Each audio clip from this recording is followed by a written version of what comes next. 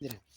50 درهم كانت 50 درهم يعني في ايام اللي هي كانت ايام كان فيها شويه ديال الرخاء، كانت 50 درهم كتقضى اسره في النهار. اسره كتاكل 50 درهم في النهار مكونه من 6 ديال الناس ولا 5 ديال الناس كتاكل 50 درهم.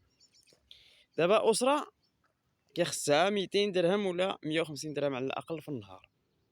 الا كانوا عندها 6 ديال الناس ولا 5 ديال الناس خاصها تقريبا 200 درهم حتى ل 300 درهم في النهار، لان المصاريف غلات. المصاريف ولات في واحد ارتفاع صاروخي، وزائد المشاكل ديال الكراء والضوء وزيد يعني 300 درهم ولا 150 ولا 200 درهم اصبحت اوبليجي، اصبحت ضروريه.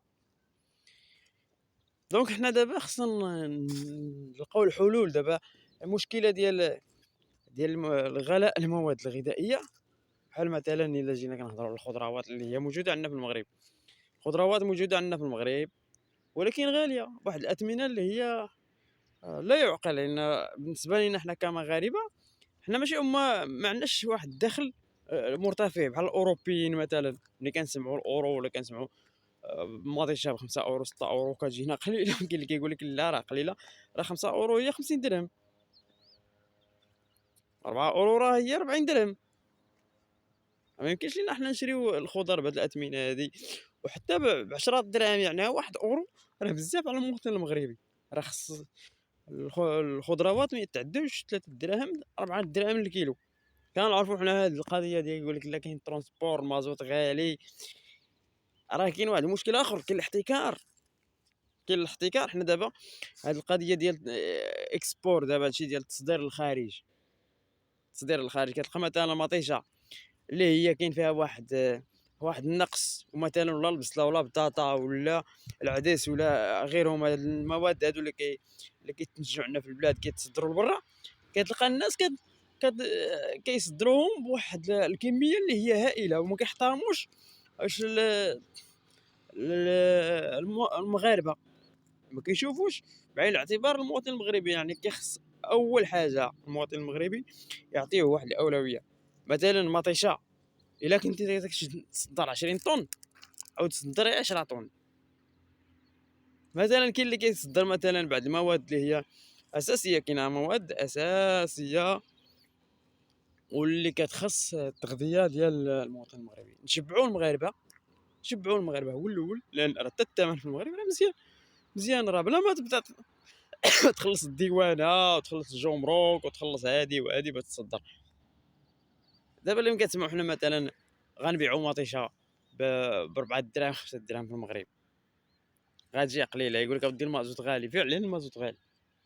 حنا نهضروا بالواقع، مازوت غالي. دابا كتلقى مثلا طون كان كيمشي كيتقام كتجيبو مثلا يجي من السوس للدار البيضاء ب 1000 درهم، ولا خصك تجيبو ب 2000 درهم.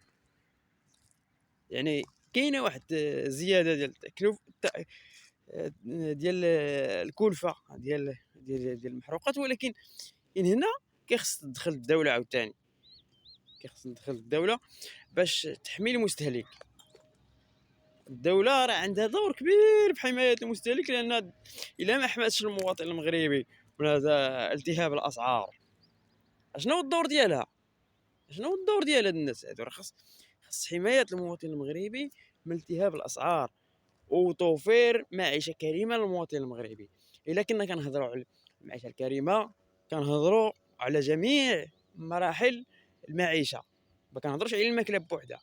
كنهضروا على المدرسه، كنهضروا مثلا على السكن اللائق، كنهضروا على الترونسبور، كنهضروا على الصحه، كنهضروا على الحريه، كنهضروا على بزاف ديال الحوايج اللي هي خاص الدوله تكون قادره توفرها للمواطن المغربي. دابا حنا كنشوفوا مثلا دابا كيقول لك اسيدي الماكله، كاين الناس كتغوط غير الماكله. راه كاين الاساسيات اهم من الماكله، خصنا تعرفوا هذه القضيه. راه حنا بعدا المغاربه انا كنشوف بان الناس بحال مضروبين على كروشهم، كتهضروا غير على الماكله. كاينين واحد الحوايج اللي هما اساسيين. لان الماكله راه تاكلها غادي تمشي طواليط لوحه. التعليم ما كتكلموش عليه، وخصوصا التعليم في العالم القروي والتمريض. التطبيب ما كتكلموش عليه. آه، بعض المسائل اللي هي ضروريه في الحياه ما كاينش اللي كيتسوق لها وما كيعطوها حتى شي اهتمام. انا كنشوف وسائل التواصل الاجتماعي، كنشوف الناس كتهضر على الغلا، الماكله. راه ما حقول داك الشيء علاش كنسمعوا عطيه عمر له خلقه وينسى اللي خلقه.